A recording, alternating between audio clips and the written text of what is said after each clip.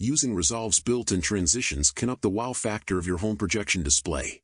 This is exactly what we will be looking at in today's video, so let's get right into it. In our last video, we completed a second scene for this Boo Crew display. Let's import that into our final renders bin within the media pool, where we've previously imported our first scene.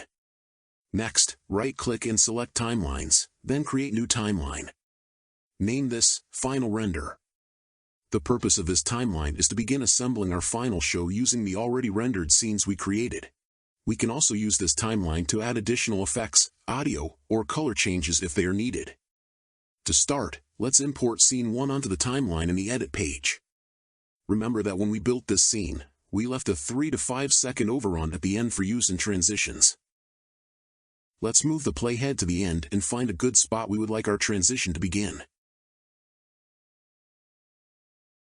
Now, drag down Scene 2 onto the Edit page timeline and align the start of it with the location of the playhead. We are now all set to add a transition between these two scenes. Be careful to keep the video and audio tracks for each scene together so you don't throw anything off. If it helps, you can link them together by enabling this link icon, just to be on the safe side. Ensure your effects menu is open. If it isn't, open it by selecting this icon, and you should see it in the bottom left corner of your screen. Then, choose Video Transitions in the menu, in order to see your transition options. Be aware that if you are using the standard edition of Resolve, some of these transitions will not be available for use, because they are exclusive to the Studio Edition. Still, there will be a handful of useful transitions you can use for completing your show. With the playhead in between the two scenes, we can preview the transitions by slowly moving the mouse over the name of the transition in the effects menu. The one downside here is that they don't adhere to the perspective filters we have for our projection template, so try to choose a transition for your shows that hides that issue as much as possible.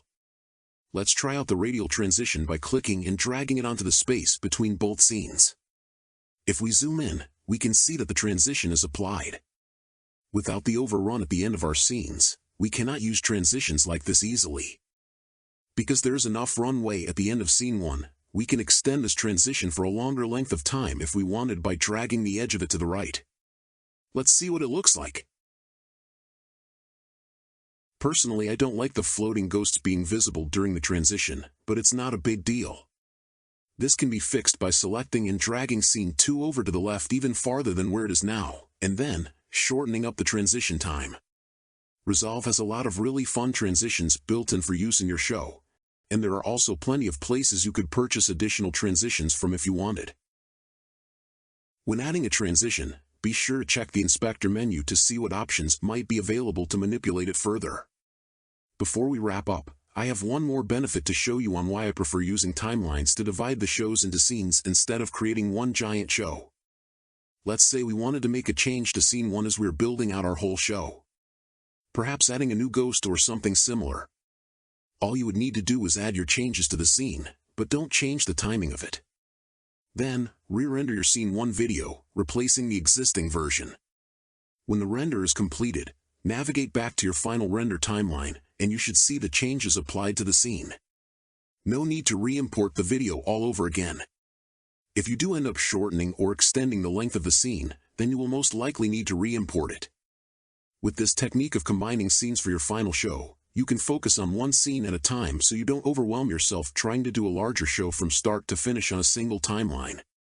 You can also revisit scenes to add new ideas or effects to it, without impacting the entire show at all. I hope that you find this useful for your builds and that it helps you be successful in the upcoming holiday season.